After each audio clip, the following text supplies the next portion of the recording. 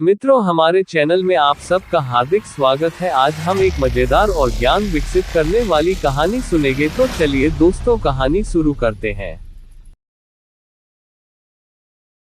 नगर के सबसे ऊंचे स्थान पर एक ऊंचे स्तंभ पर सुखी राजकुमार की प्रतिमा लगी थी। ऊपर से नीचे तक उस पर खरे सोने की परत चढ़ी थी। आंखों के स्थान पर दो दमकती नीलमणियां और तलवार की मूठ पर एक बहुत बड़ा लाल माणिक्य चमचमाती था। एक रात शहर में एक नन्हा अबाबिल आया। उसके मित्र 6 सप्ताह पहले मिस्र जा चुके थे। वह सारा दिन उड़ता आ रहा था, सो रात को वह शहर पहुंचा, जहां उसे ऊंचे स्तंभ पर प्रतिमा दिखाई दी। मैं वहां रहूंगा, यह बहुत अच्छी जगह है। ऐसा कहते हुए वह सुखी राजकुमार के पैरों के पास बैठ गया। मेरा शयन कक्ष तो सुनहरा है, चारों ओर देखते हुए उसने कहा। तभी पानी की एक बूंद उस पर गिरी।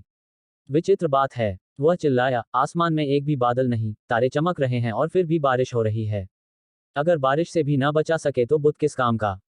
पंख पसारते ही तौसरी बूंद भी गिरी और उसने ऊपर देखा। आह, यह क्या! सुखी राजकुमार की आंखें आंसुओं से भरी हुई थीं और कुछ आंसू उसके सुनहरे गालों से लुढ़क रहे थे।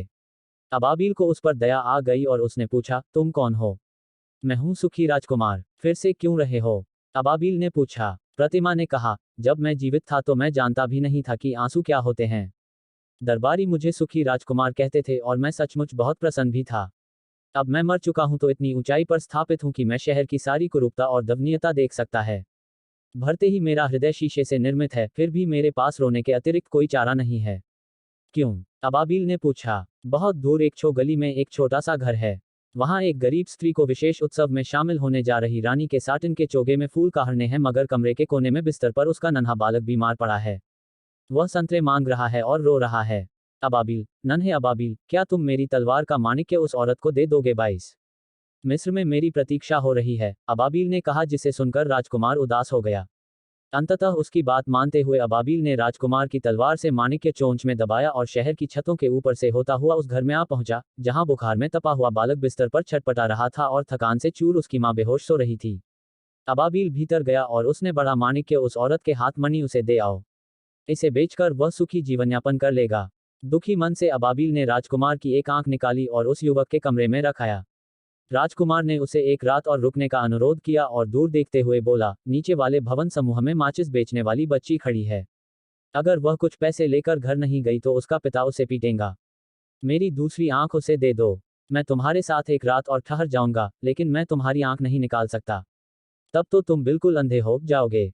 अबाबिल ने कहा। अबाबिल, मेरे आदेश का पालन करो। अंततः उसने राजकुमार की दूसरी आंख निकाल ली और नीलमणि सीधे बच्ची के हाथ में सरका दी।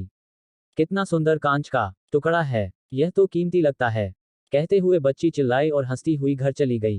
अबाबिल फिर राजकुमार के पास लौट आया और बोला, अब तुम दृष्टिहीन हो गए, इसलिए मैं सदा तुम्हारे साथ रहूंगा। वह दिन भर राजकुमार के कंधे पर बैठा रहता, उसे राज्य भर की घटनाएं सुनाता और भूखे बच्चों के सफेद चेहरों के बारे में बताता। इसे सुनकर राजकुमार ने कहा, मुझ पर खरे सोने की परत चढ़ी है, इसे सब गरीबों में बांट दो। राजकुमार के धूसर दिखाई देने तक अबाबिल ने खरे सोने की परत निकाली और गरीबों में बांट दी। बच्चों के चेहरे और भी गुलाबी हो गए। अब हमारे पास खाने को रोटी होगी, वे खुशी से चिल्लाए। एक रात आसमान से घने कोहरे के साथ बर्फ पड़ी। नन्हा अबाबिल ठंड से कांपने लगा, मगर वह राजकुमार को छोड़कर जाना नहीं चाहता था। अंततः वह जान गया कि वह मरने वाला है। अब उसमें बस एक बार राजकुमार के कंधे तक उड़ने की ताकत बची थी। अलविदा प्यारे राजकुमार, वह बुदबुदाया, क्या तुम मुझे अपना हाथ घूमने दोगे? मुझे खुशी है कि तुम आखिर मिस्र को लौट रहे हो, नन्हे अबाबिल, राजकुमार ने कहा। मैं मिस्र नहीं जा रहा। ऐसा कहकर उसने राजकुमार को चूमा और मृत गिर गया। उसी समय प्रतिमा के अंदर से कुछ चटकने की आवाज आई। शीशे से निर्मित दिल के टुकड़े हो गए थे। अगली सुख स्तंभ के पास से गुजरते हुए हर कोई उस प्रतिमा को देखकर उसकी चुराई कर रहा था। कुछ ही वक्त बाद सुखी राजकुमार की प्रतिमा को खींचकर गिरा दिया गया। प्रतिमा को भट्टी में पिघलाने के लिए भेजा गया, जहां ढलाईखाने के कर्मियों के निरीक्षक ने शीशे से निर्मित दिल के टुकड़े को कचरे के ढेर पर फेंक दिया, जहां मृत अबाबिल भी पड़ा हुआ था। मुझे नगर से 2 अमूल्य वस्तुएं लाकर दो, परमेश्वर ने अपने देवदूतों से कहा, और देवदूत ने परमेश्वर को शीशे का दिल और मृत पक्षी लाकर दे दिया। तुमने बिल्कुल सही चयन किया है, परमेश्वर ने कहा। स्वर्ग के मेरे उद्यान में यह नन्हा पंछी सदा गाता रहेगा और मेरे स्वर्ण नगर में सुखी राजकुमार मेरा गुणगान करेगा। अगर ये मेरा वीडियो आप सबको पसंद आया हो तो मेरे ये चैनल को लाइक, शेयर और सब्सक्राइब करें और कमेंट करें आपको अगला वीडियो किस विषय पर सुनना है।